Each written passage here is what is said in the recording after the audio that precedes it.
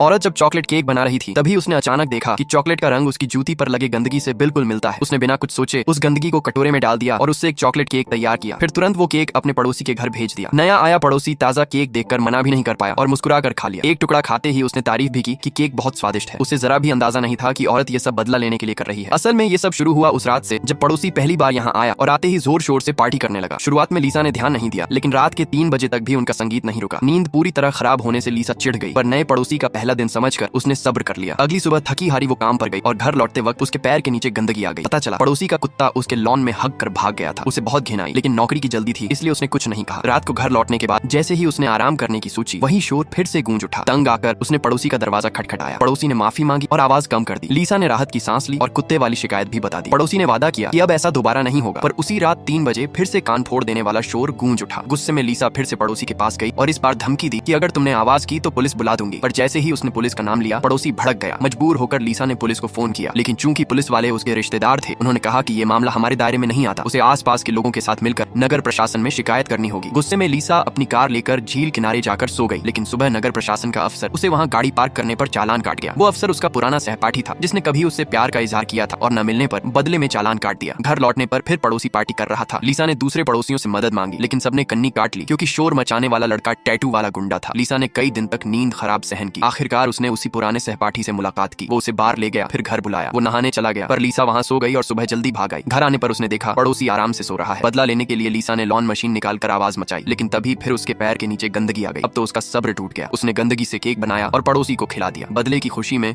वो चैन से सोना चाहती थी, पर पड़ोसी ने इस बार संगीत और भी तेज कर दिया।